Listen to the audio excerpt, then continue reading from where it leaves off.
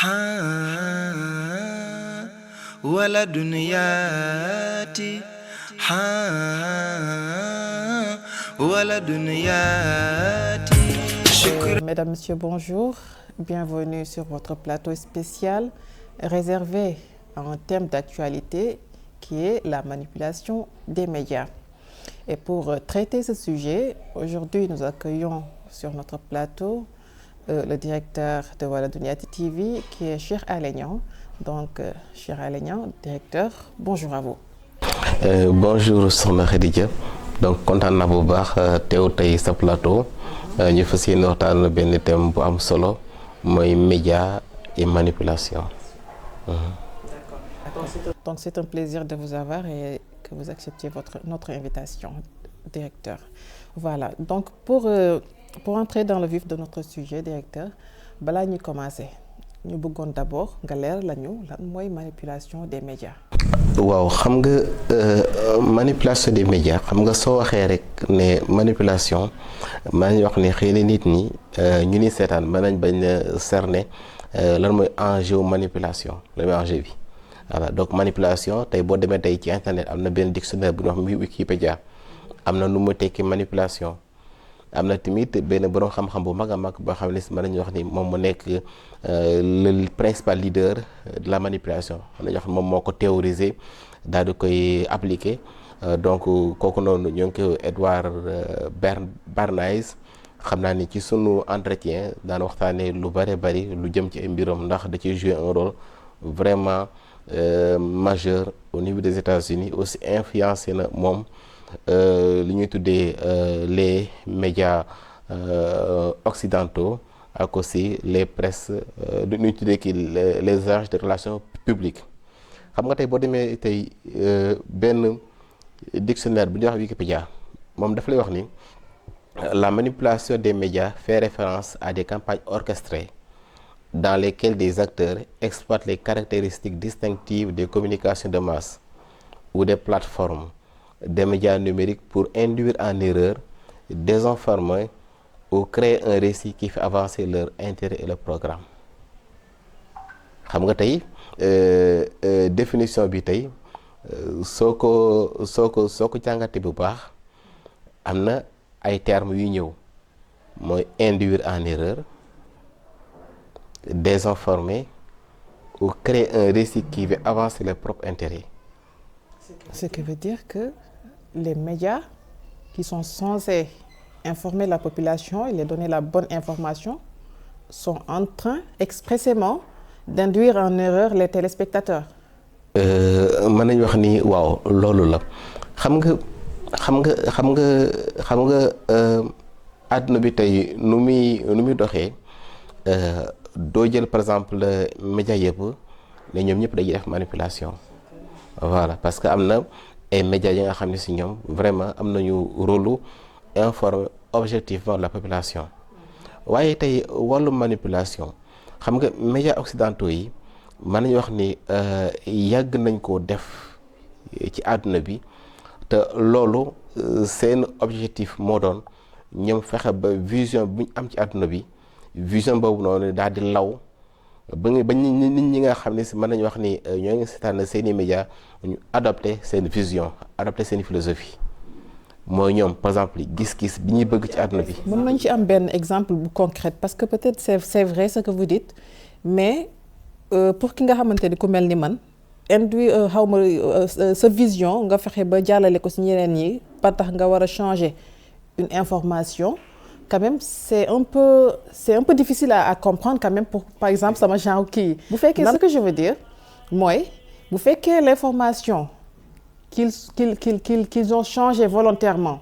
pour amener une autre fausse information dans leur propre intérêt donc ça veut dire que ñoom information bi ñuy nëbb ci ginnaaw nekkul information bu baax donc ñoom dafa nekk loo xamante ni peut-être c'est dans leur intérêt mais pas l'intérêt des personnes qui doivent recevoir ces informations. waaw xam nga pour mën a tontu question bi et que tamit pour ñi ni seetaan mën a vraiment benn aperçu réel des mécanismes de manipulation xam naa ni dañuy dellu ci gannaaw si jamono yi ki ñuy tuddee Edward Bernays. D'abord kan mooy Edward Bernays moom mën nañu wax ni moom moo ngi juddu le 22 décembre 1891 moo ngi génn àdduna ak Cambridge en 1995 mën nañu wax ni moom publicitaire la woon ku xaari ñoon la mën nañu wax ni ci wàllu xam-xam manipulation boole ci nag dafa nekkoon neveu ci philosophe boobu bu ñuy tuddee Freud waaw léegi Edward Bernays moom lan la wax ni mooy manipulation moom daf ne la manipulation consciente intelligente des opinions et des habitudes organisées des masses joue un rôle important dans une société démocratique. Ceux qui manipulent ce mécanisme social imperceptible forment un gouvernement invisible qui dirige véritablement le pays. Nous sommes, pour une large part, gouvernés par des hommes dont nous ignorons tout, qui modèlent notre esprit, forgent nos goûts, nous soufflent nos idées. xam nga tey ñun li ñuy tuddee démocratie Edward Bernays daf ne société bi ñuy tuddee société démocratique il faut mu am ay nit ñi nga xam ne si mën nañu wax ni ñoom ñooy wax nit ñi naka la ñuy xalaatee naka lay nit ñi mën nañu wax ni di jëfee. de manière indirecte. waaw de manière indirecte ça veut dire que mooy manipuler nit te nit ñi ni manipuler du nu yëg nii ñi ngi leen di manipuler. alors ça c'est dangereux. beneen bi tamit nee na ñooñu noonu nga xam si ñooy nekk le gouvernement de l'ombre ñoom ñoo nekk ci gannaaw politiciens yi di leen insuffler la marche à suivre te nit ñi du nu yëg ni kat politiciens yi ndekete ce ne sont que des figurines yu ni manipuler mais dëgg-dëgg ñi nga xam ne si ñooy diriger ñoo ngi sa gannaaw te nit ñi xamul leen. xam nga tey lii tey mën nañu wax ni lu dangereux la te Edward Bernays moom dafa wane ni moom nee na société bu nekk mën nañ ko manipuler il suffit rek nga def lu ñu tuddee la psychologie de la population. xam nga tey dama lay jox léegi benn exemple bari na ay habitudes yi nga xam ne si juddoo na ci société américaine te fekk na ce ne sont pas des habitudes naturelles. comme quoi par exemple. waa kay xam nga boo xoolee ay années mën nañu wax ay diggante 1900 1940 jamono yooyu noonu mën nañu wax ne si le féminisme daal di juddoon mouvement féminin en fait les prémices du féminisme mooy jigéen ñi doon ñëw doon casse seeni droit ndax véritablement dans la société américaine mën nañu wax ne c'est une société phallocratique mooy góor ñi ñoo ko diriger mais tamit jamono yooyu tamit ñu constater l'émergence de grandes entreprises. Parmi ces entreprises la amoon na yu ñu tuddee des entreprises de tabac ñoo xam ne si dañ daan fabriquer ay cigarettes pour nit ñuy fumer léegi société tabac yooyu noonu bokk na ci Philip Morris bokk na ci Marlboro bokk na ci ay yeneen société léegi ñoom un jour dañoo constaté ne ñun cigarettes yi ñuy jaay góor ñi rek ñoo koy jëfandikoo waaye góor ñi daal ñooy tox cigarette ñu gis ni. Pour que ñoom ñu mën a am plus de chiffre d'affaires il faut que tamit ñu fexe ba jigéen ñi di tox bu fekkee ne tey par exemple te jigéen ñi tey doon nañ tox góor ñi di tox xam nga ko ñoom dina yokk seen chiffre d'affaires mais nag jamono yooyu ñoom xamuñu naka la ñuy def pour jigéen ñi tox ndax à cette époque la société américaine mën nañu wax ni jigéen ñi daawoon tox góor ñi rek ñoo doon tox xam nga tey boo xoolee tey film cowboy yi si ba dañuy gis ay cowboy des hommes virils ñuy fumer mais jigéen ñi daawoon tox jigéen ñi nga xam ne si dañ doon jaay seen bopp yéen wala les femmes de la nuit ñoom ñoo doon tox mais en grande majorité les femmes ne fumaient pas léegi ñu waxtaan Edward Bernays ñu ne que ñun kat wax dëgg yàlla ñun bëgg nañu daal jigéen ñi tox te yow gis nañu sax xam-xam màcc na ci wàllu manipulation léegi Edward ne may leen ma xalaat yi léegi Edward daal dem xalaat yi mu ne ma trouvé na solution bi xam naa naka la ñuy def ba jigéen ñi tox mu ne li ñuy def dañuy fexe ba toxloo jigéen ñi takkat du ñu yëg ni ñoom dañoo tër ay pexe ba ñoom ñu tox ça veut dire que ñoom dañ koy def adapté ko sans se rendre compte que ils ont été manipulés léegi Edward Bernays ne dat sangam am na ay jigéen ñi nga xam ne si dañoo war a def ay manifestations dans le cadre du mouvement féministe léegi moom mu tànn juróomi jigéen ñeent wala juróomi jigéen léegi juróomi jigéen mu ne leen da ngeen di fexe ba famille bi ñuy gën di manifester xam nga journaliste daan ñëw filmer leen yéen ngeen nekk ci kanam léegi boo leen nekkee léegi ci kanam à un moment donné yéen ñëpp kenn ku nekk nga taal cigarette di tox yee ba pare ngeen ñëw yëkkati ay pancarte yi yéen ci bind les torches de la liberté comprendre les torches de la liberté léegi nag Edouard Bernays léegi mu doxalee noonu léegi nag moom pour être sûr que image bi mu bëgg a capter du ko raté dafa engagé waat moom ay propre caméraman am en dehors des caméramans des journalistes ça veut dire que pour ne pas rater ça léegi nag mouvement féministe commencé di casse leurs droits les femmes nous avons beaucoup plus de droits on ne doit pas être cantonné par exemple à la maison nangam yooyu quoi léegi à un moment donné femmes yooyu noonu daal di ñëw nekk au devant de la scène daal di à un moment donné ñu commencé tox bi ñu jëlee seen cigarette tox rek cameraman yi filmer leen appareil photo yi flashé leen en même temps aussi ñu yëkkati seen pancarte ju bind sur les torches de la liberté léegi nag image boobu noonu la Edouard Bernays léegi daal di jël fexe ba léegi jox ko journaux yi le lendemain ñun ñëpp ñu tiire jël image boobu noonu mu nekk comme par exemple mën nañu wax ne événement majeur du féminisme te fekk na mouvement féministe ñoom image boobu noonu ñoom yëgul ni sax ci seen manifestation rax nañ sa leneen lu nga xam ne si doon seen objectif léegi nag mais population yi nga xam ne laa demee léegi jënd na journaux yi mu nekk des milliers de femmes bi ñu ko liiree gis jigéen ñi di toog gis cigarette bi moom la Edouard Bernays woo les torches de la liberté mooy la gaay bi ñoom ñëpp nag ça veut dire que pour kii daal pour jàppale mouvement boobu noonu ça veut dire que ñëpp pour protester les femmes sont mises à fumer. Elles ont commencé à fumer comme ça. Elles ont commencé à fumer comme ça. Ça veut dire que gis nga simple photo simple slogan ci benn journal ça a fait fumer des milliers de femmes occidentaux des milliers de femmes américaines xam nga kon nga gis ne kon Edouard Bernays def na double manipulation benn manipuler les journaux ci boppam ndax journaux yi nga xam ne si xëy na suba teel daal di tirer seeni journal ñoom yëgul ni sax par exemple article bi ñuy tirer manipulation daf ci rax donc Edouard Bernays manipuler na les féministes manipuler na les journaux léegi à travers les journaux manipuler les populations sans même qu'ils s'en rendent compte. donc loolu nga xamante ni moo nekkoon manipulation des médias orchestrée par Edouard Bernays principalement ci États-Unis est-ce que moom ak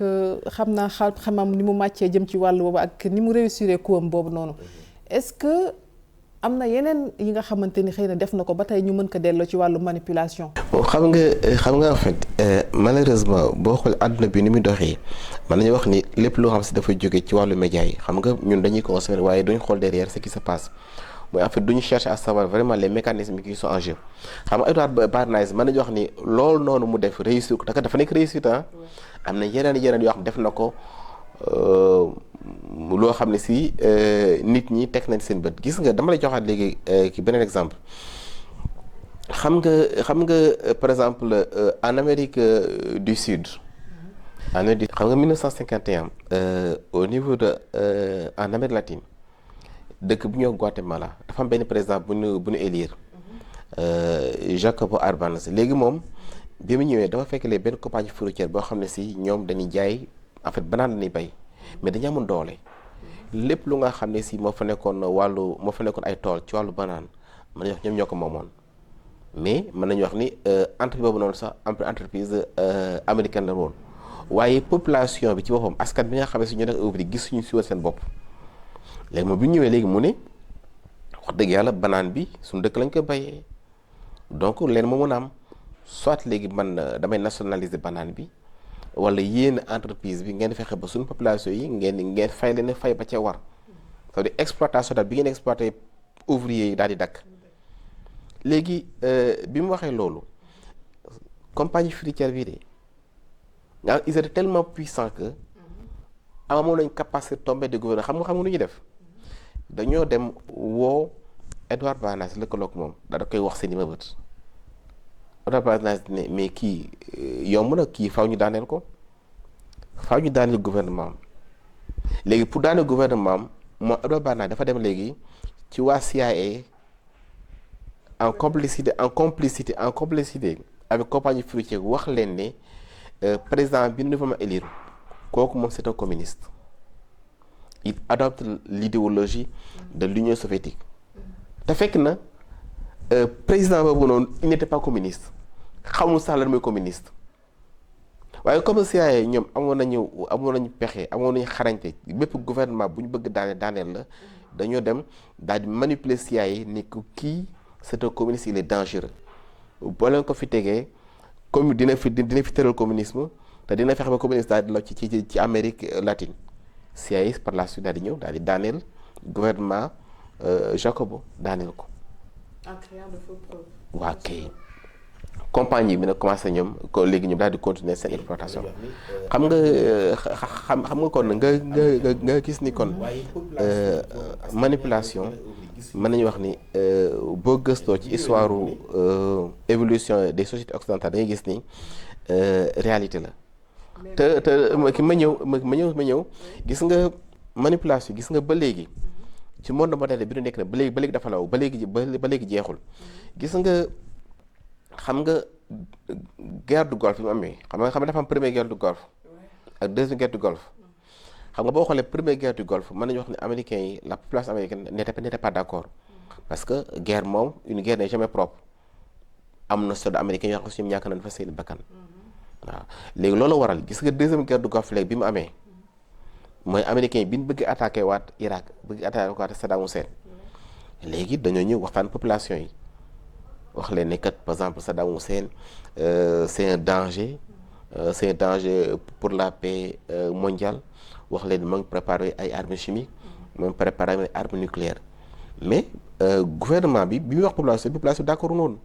xam nga boo fàttalee ko tuuti daal nga gis léegi Colin Powell daan toog ci Nations Unies wala devant la télé di jéem a population yi wax leen ne lan moo war a tax ñu entrer en guerre amoon na sax benn jotaay boo xam ne Colin Powell dafa jëloon ay fiole ne fiole bi ñun ñoo ngi ko trouvé mi ngi contenir des substances chimiques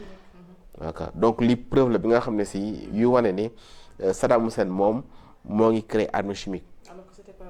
alors que c'était pas vrai waaye xam nga ñu à chaque fois ñoom lépp lu ñuy def dañuy fexe population bi d'accord ci en fait dañuy fexe ba population bi adhéré ci ñoom li ñu bëgg a def duñ def dara lu nga xam ne si au préalable assuré wu ne population xam nga lu waral lool parce que leen la ñuy ragal gis nga régime démocratique li mu gën a ragal mooy la révolte révolution boo xam ne si population dogoon nañu si mais da ngay xool Sénégal récemment rek gouvernement bi fi jógee lu ko fi jël mooy révolte boobu noonu la ñuy bañ ba tax na à chaque fois lépp lu ñu bëgg a def dañuy defar sondage léegi bi defee sondage ñu gis ni kat population américaine en majorité d'accord ci guerre bi léegi nag gouvernement américain yi ñoom comme ñoom léegi jëm nañu convaincre mënuñu convaincre léegi na ñoom ils ont fait appel à ce qu'on appelle des agences waaw mais agence de propagande mais agence de relations publiques Edouard Bernays moom ma lay wax moom moo njëkk a formé agence de relations publiques moom à sa suite d'autres agences sont nées léegi nag gouvernement américain di fait appel à un agence léegi agence bi ñu ñëwee après ñoom ñu ne ñun daal gis nga li ngeen bëgg comme da ngeen bëgg population yi d'accord ci guerre bi léegi dañuy fexe ba créer benn choc émotionnel dañuy fexe ba en fait xam nga tenté ngeen dina convaincre par la raison entour léegi nañuy fexe ba créer benn choc émotionnel bi nga xam ne si lañu bëgg su ñoom daan ko am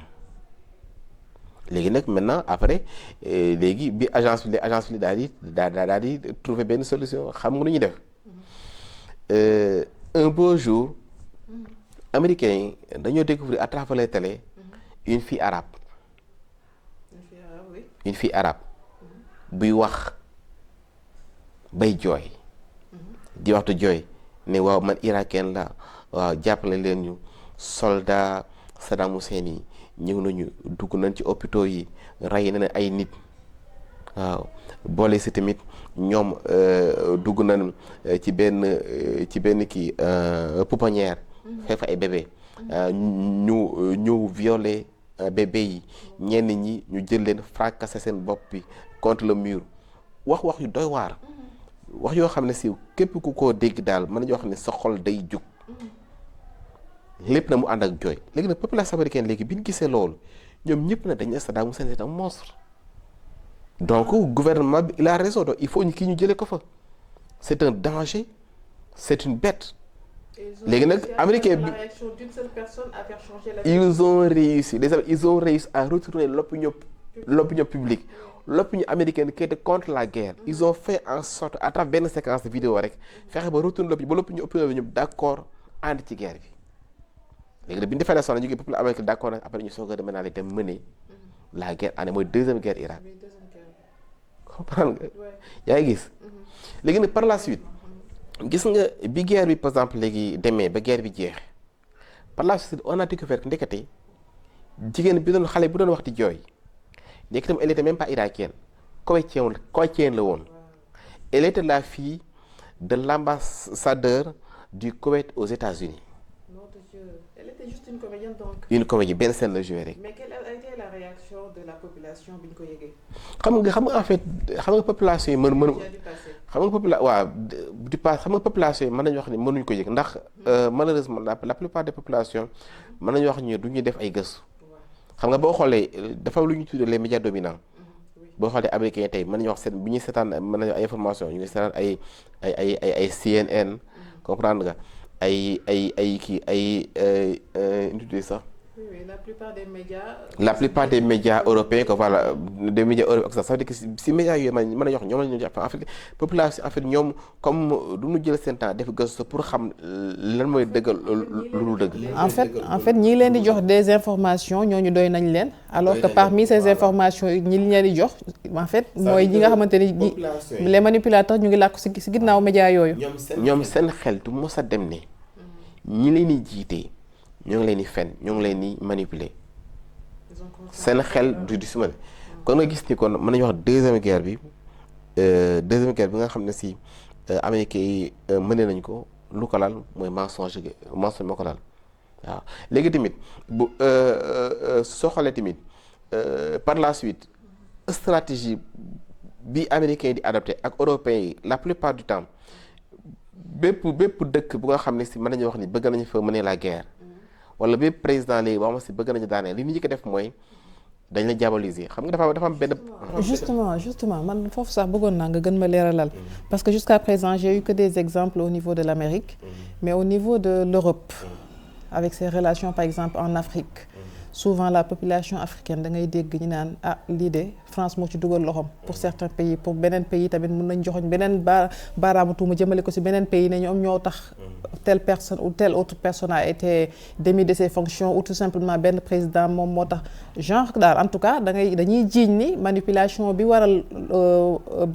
par exemple telle ou telle personne jóge ci nguur gi mu ngi jóge ci tel et tel autre président maintenant loolu noonu dafa nekk loo xamante ni tamit population bi à chaque fois ba tey mënoo gis ku la ne carrément avec certitude que c'est vrai. xam nga boo xoolee Europe mën nañu wax ni toujours c'est l'idéologie occidentale xam nga boo nee idéologie occidentale rek mooy idéologie mën nañu wax ne américaine et européenne mais Europe am na benn spécificité xam nga tey boo demee tey dëkk bu mel ne France xam nga boo xoolee France mën nañu wax la principale des médias yëpp ce sont des hommes d'affaires ñoo ko moom. France instant bi état bi amul fa benn média xam nga tey xam nga yow da nga faral di seetaan TF1 xam nga TF1 da ngay jàpp ni média en fait ñoom da ngay jàpp média public mais en réalité c'est un média privé. benn homme d'affaires moo ko moom. xam nga TF1 benn homme d'affaires bu ñu woowee Martin Bouygues moom moo ko moom léegi dëkk européen bu ñu ci exemple France dañuy seetlu ni xam nga. période bi nga xam ne si nekkoon nañ ay révolution industrielle ci France et dans la plupart des pays occidentaux xam nga jamono yooyu dañoo seetlu woon ni ouvriers yi nga xam ne si ñoom ñoo doon liggéey ci entreprise doon liggéey ci usines yi yenn saa yi ñoom daan nañ mener des grèves c'est-à-dire que pour casser leurs droits mais ñoom bu daan mener les grèves ñoom dañ daan wut ay journaux de quartier par exemple danaa réunir par exemple ci benn néeg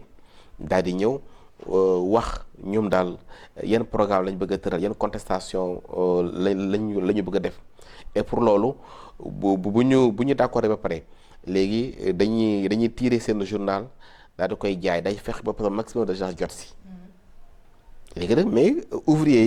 yi guerre boobu noonu par exemple mouvement de contestation yooyu noonu kii ñu doon mëne daan na def effet parce que daan na pousser que propriétaires yi nga xam ne ñoo woon entreprise yi ñoo woon usines yi daal di négocier daan nañ paralyser seen business waaw léegi nag par la suite ñi nga xam ne si mën nañu wax ni ce sont des hommes d'affaires ñoom dañuy wax ni ñun kat buñ bëggee dëgg-dëgg ñu suñu affaire dox nañuy fexe ba ñun comme am nañu alal nañuy fexe ba lépp lu nga xam ne dafa nekk média ñun ñoo koy moom ñoo koy contrôler ñoom ñuy fexe ba construire de grands empires médiatiques. Parce qu'ils voyaient maintenant les médias comme une menace. Parce que dañuy gis ni médias yi benn man influence population bi benn bi tamit ouvrier yi tey bu leen bàyyee médias yi mën nañ ñoom manipuler population ba tax na ñoom en fait ñoom daal li ñu bëgg daal lu ñu seen business daal danger la pour que médias yi nekk ci loxo population bi léegi ñoom ñu fexee léegi ba lépp lu nga xam si dafa nekk média ñoom ñu jënd ko gis nga muy télévision muy chaîne de rajo muy chaîne de journaux ñoom ñu fexe ba jënd ko léegi nag gis nga bi nu jëndee média yi ba nga xam ne si ouvrier population amatul ay média ñoom seen média nekk média yu am doole léegi rek ñu ne am nañu média waaye léegi tamit il faut ñu tër ay pexe ba population bi ñu bañ am capacité de réflexion ci ñun liñ leen di wan léegi ñu ne ñun pour ñu arriver si il faut que ñu fexe ba divertir population bi à travers ces mêmes médias. à travers ces mêmes médias xam nga tey boo seetaan tey télé yu mel ne par exemple ay TF1 muy TF1 muy M6 tey jëlal TF1 par exemple mën nañu wax média la chaîne de télé la ba xam si parmi les chaînes de télé ñu ëpp audience ci France la boo xoolee tey seen programme li ci divertissement ki moo ci am comprendre nga ay danse avec les stars ay Koh-Lanta ay affaire The Voice yëpp ay divertissement la pourquoi parce que ñoom dañ ne population bi bu fekkee ne dañ leen divertir du ñu amati temps pour xalaat donc waaw et de contester par la même occasion. et de contester aussi xam nga tey boo seetloo tey ñoo ñëpp gis nañu tey boo demee en Europe professeurs yi dañ naan tey élèves yi seen niveau dafa baissé waaw léegi waaw quel temps bu baissé parce que télévision la ñuy seetaan te que télévision bi ñuy seetaan télévision bi amatul objectif éduquer leen télévision dafa am surtout objectif télévision bi moo ñu divertir leen de telle sorte que ba nga xam ne si population bi li état bi di doxal ak lu am dafi doxal ñoom seen yoon du ci nekk waaw kay ñoom dootuñu amati jotu gëstu ko gis nga looloo tax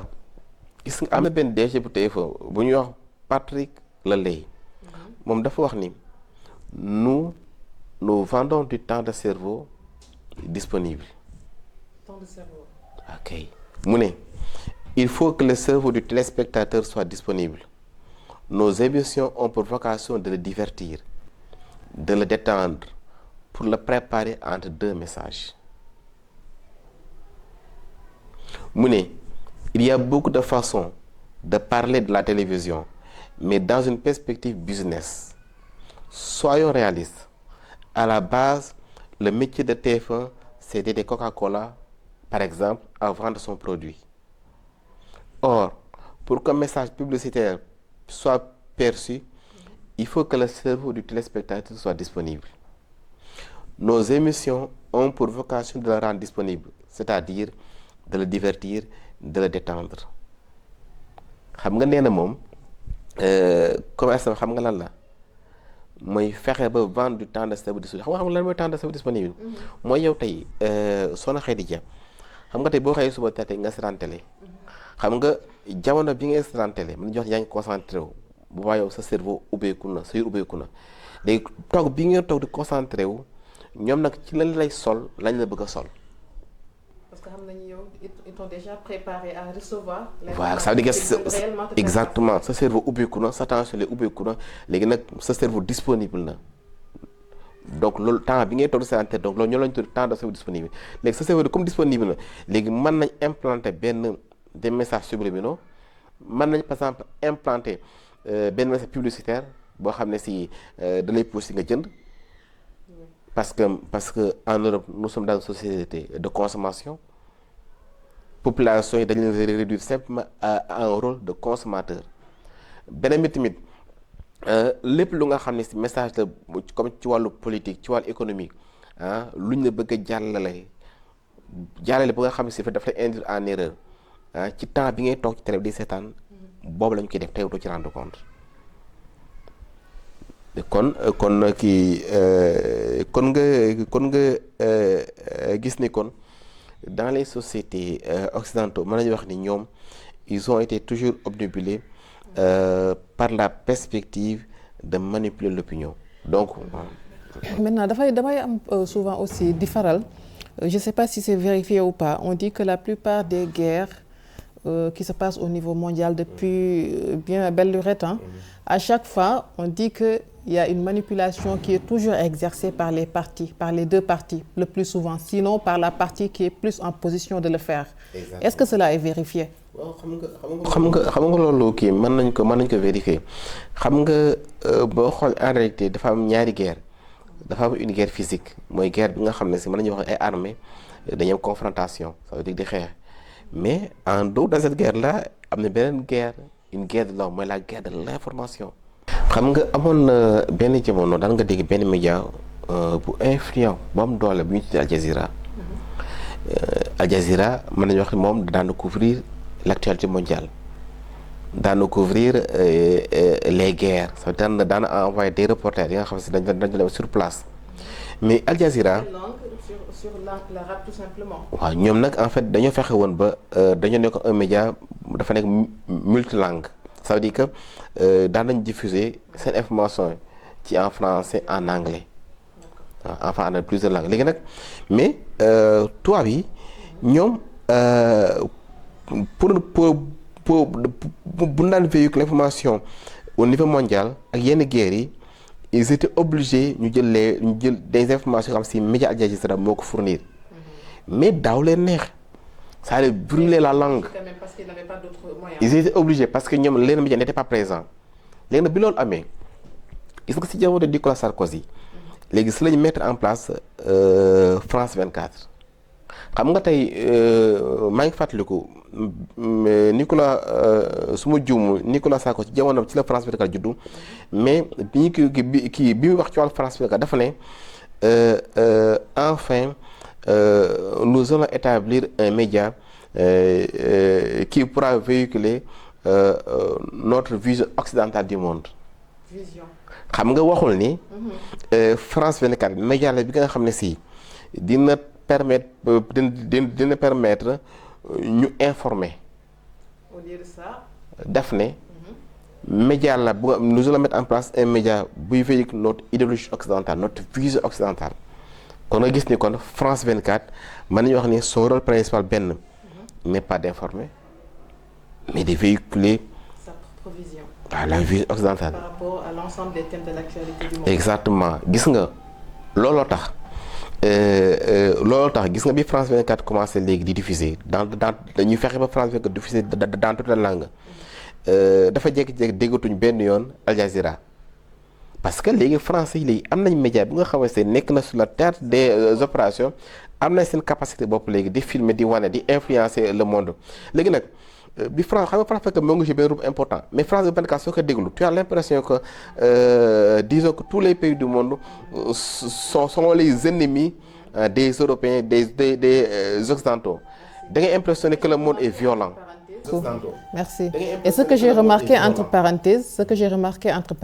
c'est que lors des derniers événements entre Israël et Palestine, la plupart des informations qui n'arrangent pas l'Israël sont rarement relayées sur France 24. Exactement. Malheureusement. Exactement. xoolal gis nga non seulement xam nga tey boo xoolee à chaque fois par exemple ñu diffuser benn information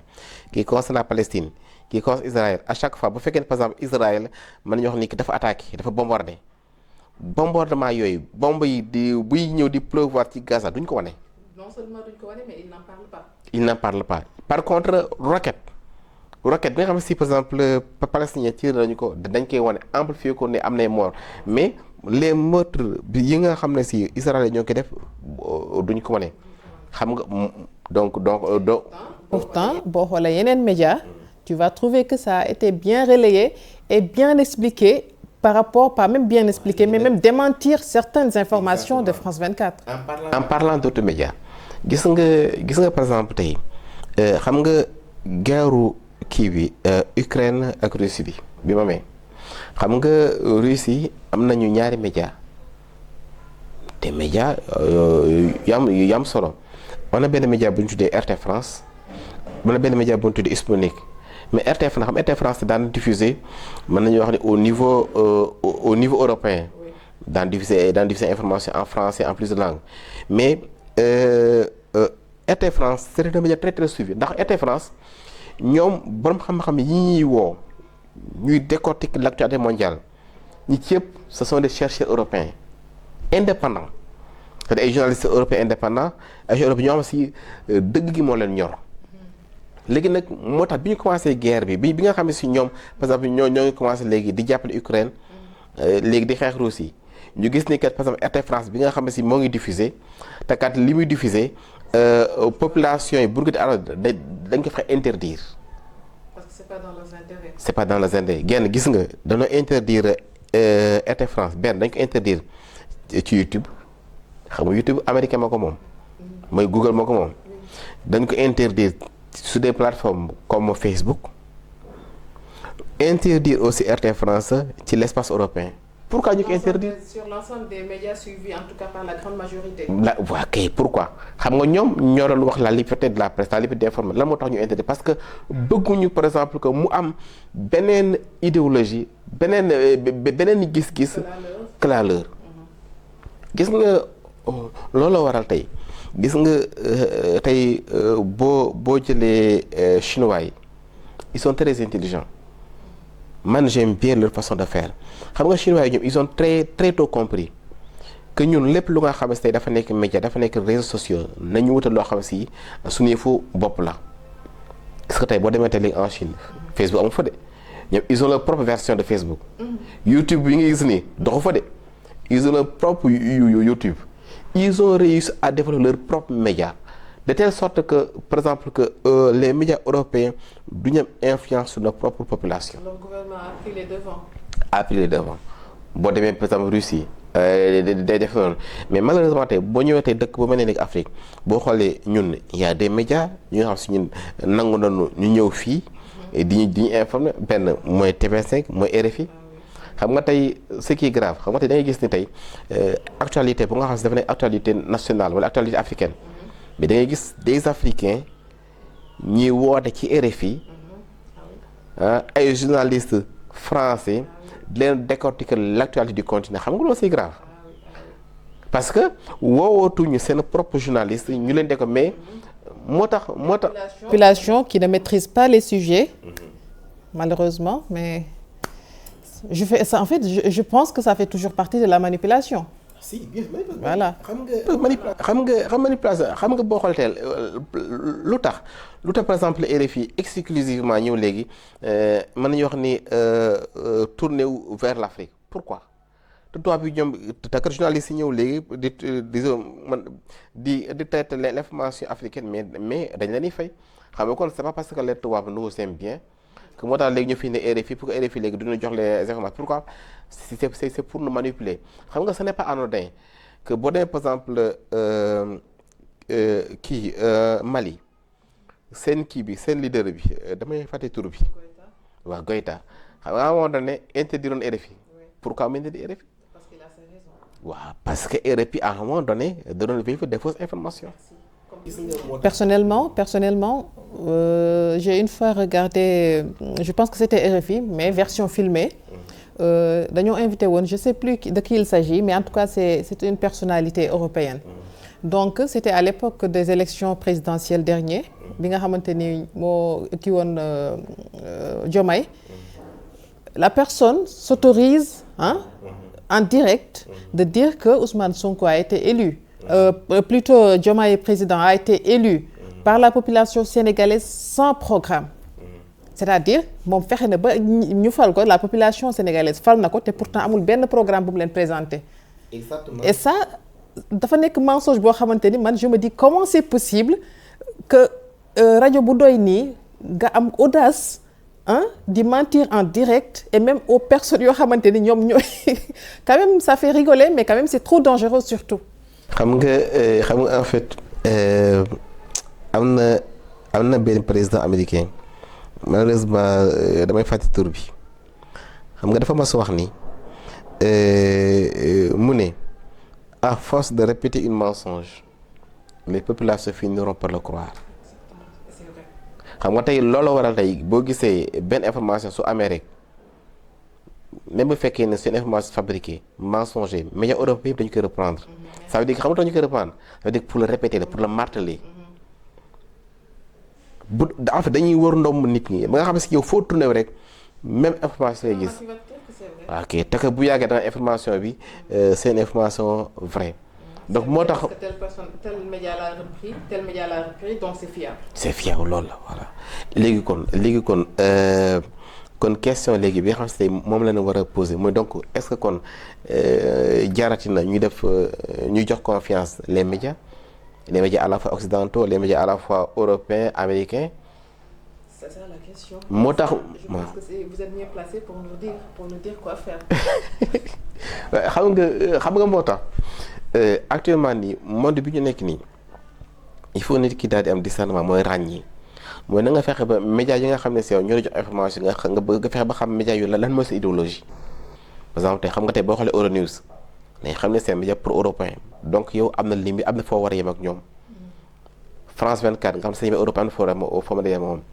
médias yi nga xam seen appartenance idéologique bi parce que dina la jàppale dina tax yow la information tey bu ñu lay par exemple Russie def na nangam xam nga média européen ma ko wax derrière da nga dem vérifier média russe moom lan la wax ça veut dire que pour yow nga mën a am au moins les deux versions. waaw beneen bi tamit warootoo nekk ci rôle consommateur xam nga boo nekkee mooy une personne qui consomme mooy kiy toog de seetaan télé rek xam nga boo toogee seetaan télé temps bi ngay toog tey loolu la DG bu France bu TF1 bi waxoon temps de disponible il faut que yow nga proactif mooy yow ci bopp yow yaay dem wuti information ça veut dire que tey war nga mën a xam tey boo soxla information sur le plan africain ban média nga koy chercher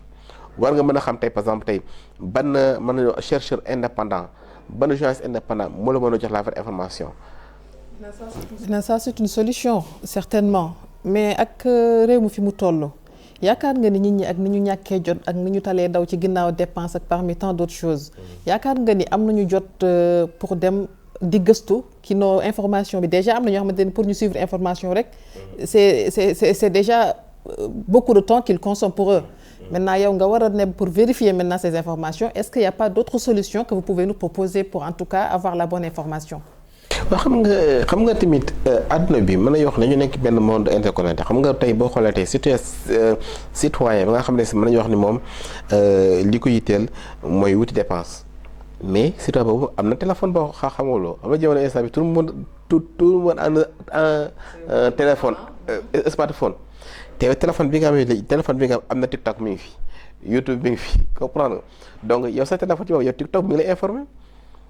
ndax léegi gis nga. est-ce que li ma gis ci TikTok doy na ma aussi ak ndax doy na ma est-ce que am naa temps pour dem xool keneen maintenant à qui se fier ou bien sinon si on ne sait pas à qui se fier quelle est la solution qu'il faut faire. Quelle est la solution parce que les gens aussi manquent de temps pour aller s'informer du coup la plupart des gens ce qu'ils font comme man. damay tànn benn chaîne bi nga xamante ni xëy na moom moo ma gën a doy man tey dama naan xëy na Sen TV moo ma gën a doy keneen ne RTS moo ma gën a doy maintenant yow à chaque fois boo yeewoo yow Sen TV ngay jubal kii jubal RTS kii jubal maintenant comment savoir que man chaîne bi ma tànn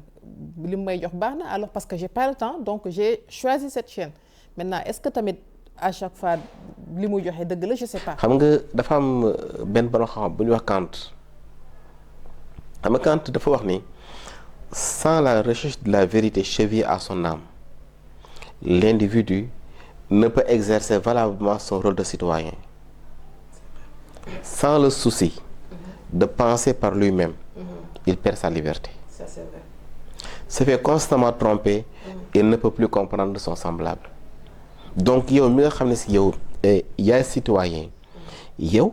waratoo nangu rek yow lu ñu fëkk la xam nga boo xoolee tey benn nit yàlla bu mag a mag ku ñu woowee Seydou Mouba Cheikh xam nga dafa wax ni un jour moo ngi naan man na samay disciple kenn mënu leen influencer. En fait pourquoi mu wax loolu xam nga nit ku nu mënta influencer ça veut dire que nit kooku noonu dafa am discernement. xam nga tey boo demee yow ba xam si yow ràññi nga information tey bi ñu lay jox yi nga mën identifier kan moo la koy jox ba objectif la ci am yow tey par exemple tey tubaab bu jógee France nekk journaliste ñëw léegi di la wax kay seen gouvernement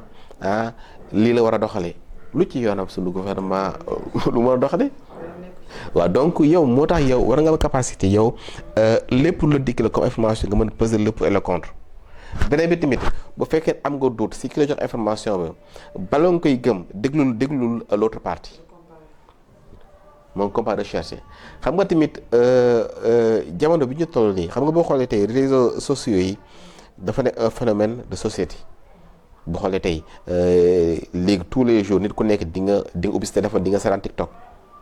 di nga seetaan YouTube am lay Facebook mais toi bi dem nañ ba comprendre loolu tax même ci wàllu réseaux sociaux yi bàyyiwoon ba léegi ñoom ñoo ngi créer ñoo ngi wut ay mécanismes yoo xam ne daañu mën a toujours manipuler l'opinion. D'accord, maintenant que pensez-vous? Parce que France 24 dama gis ñu développé dernièrement benn rubrique ci seen journal je sais plus comment il l'appelle mais c'est une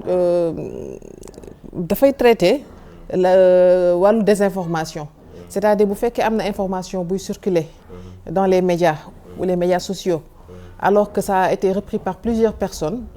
ou en tout cas par plusieurs médias souvent da ngay gis ñu dem def ci ñoom seen propre recherche est-ce que c'est fiable on sait pas maintenant souvent dañuy ñëw reprendre ko à la télévision pour dire que voilà finalement tout le monde dit que c'est ça mais finalement on a prouvé que c'est pas ça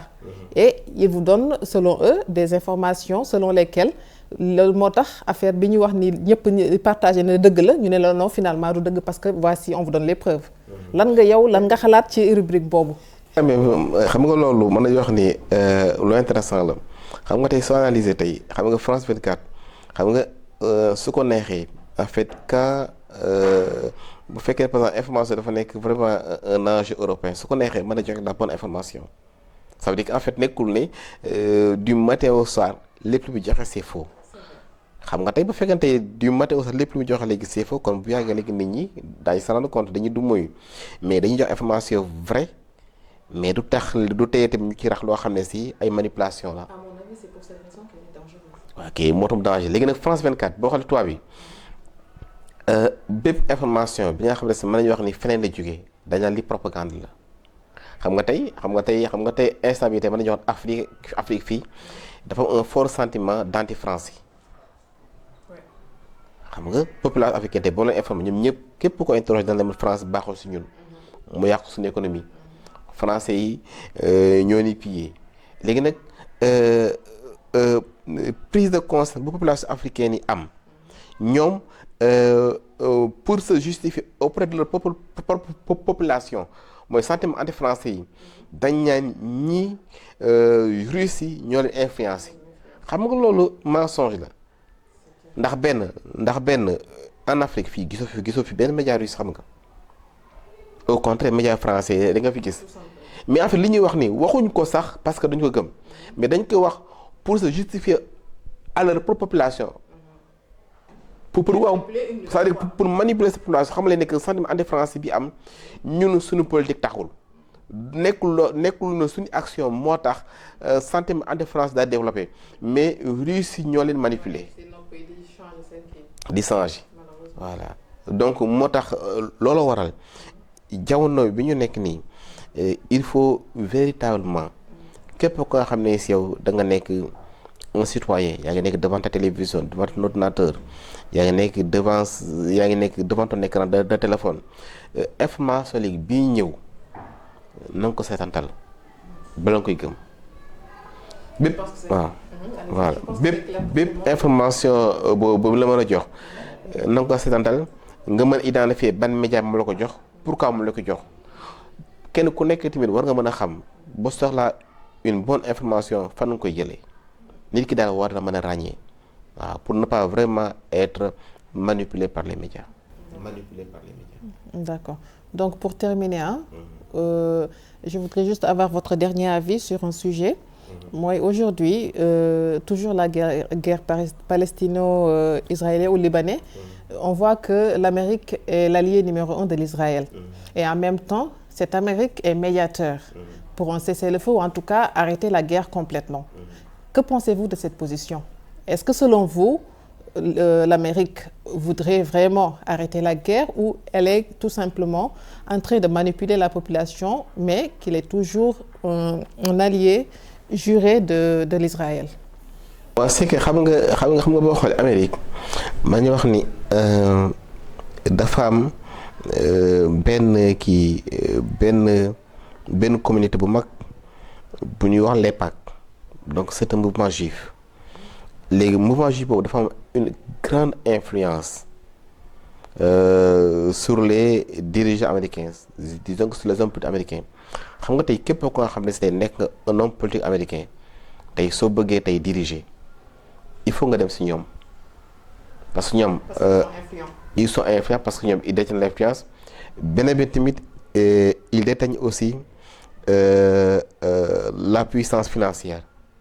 xam nga tey booy def campagne tey yow di nga soxla xaalis léegi nag ñoom ñoo nekk lobby juif boobu noonu ñoom dañu ñëw nekk sa donateur xam nga tubaab su ko neexee day jël benn mot bu négatif mu positif ko. xam nga tey donateur une donation mën nañu wax ni moo kii ñoo yem. mën nañu wax ni c'est une autre façon rek de dire corruption. c'est au lieu que ñu wax corruption moo tax ñuy wax ñi ce sont des donateurs mais en réalité c'est de la corruption ndax nit bu ñëwee léegi ne man dama defal léegi donation mais xaalis bi jox la gratuitement mais en contrepartie am na lu soxla ci yow. donc loolu waral bépp homme politique américain boo xasee ba ñëw bokk ci nguur gi ba ñëw jël le pouvoir yow tu vas faire l'intérêt du lobby juif. donc loolu waral lobby juif actuellement ils sont très puissants, ils ont de l'argent mais actuellement aussi ñoom ils détiennent la finance mondiale. gis nga la plupart des médias mondiaux juifs ñoo ko moom. la plupart des banques li ñuy woowee des banques d'affaires européens des banques d'affaires américains des banques d'affaires de Londres ñëpp juifs ñoo ko moom. donc yow noo koy déggee bu ñu waxee ñoom les Américains ils sont médiateurs entre la guerre. entre les deux partisans. xam nga bu ne médiateur mën nañu wax ni li ñuy wax na rek pour leurrer la population mondiale mais ñoom seen bopp ils ont les mains liées mënuñ def leneen lu dul jàppale juifs yi ñoom seen bopp ils ont les mains liées ndax ki ñëw tey jàppale la ba nga nekk président jox la visibilité mooy wane la ci ay médias jox xaalis ñëw fexe yow ba nga bokk ci kuréelam fexe tamit yow ba nga bokk ci cercle am. mais donc aujourd'hui Israël li muy recevoir les armes envoyées par les États-Unis en Israël loolu yëpp dafa nekk ci loo xamante ni c'est l'Amérique même qui est obligée parce que tout simplement il a été corrompu. C'est vrai en fait mën nañu wax les dirigeants américains ils sont obligés de soutenir Israël ils ne peuvent pas faire autrement. Amérique gis nga képp koo xam ne si yow léegi ñëw nga teew ci sa intention am intention nekk pro juif wala pro israélien doo nekk président.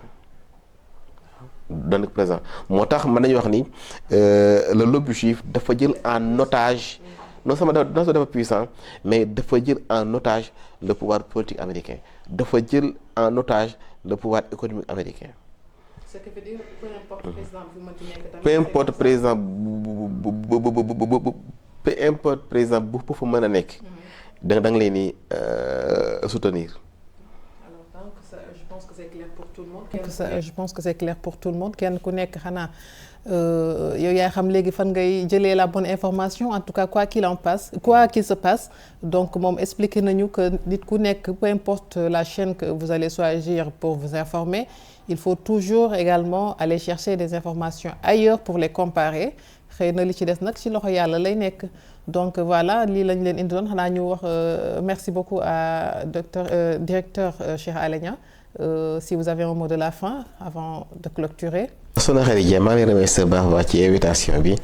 donc permettez nga ñu quand même ñu wax un peu ci manipulation xam nañ ni nag sujet bi large na waaye xam naa du ñàkk daan ñu si beneen jotaay pour gën ko mën a yaatal donc maa ngi remercier baax a baax. Merci beaucoup, le plaisir est à nous. Alors donc nous vous disons à très bientôt pour un autre numéro. ولد ياتي ولد ياتي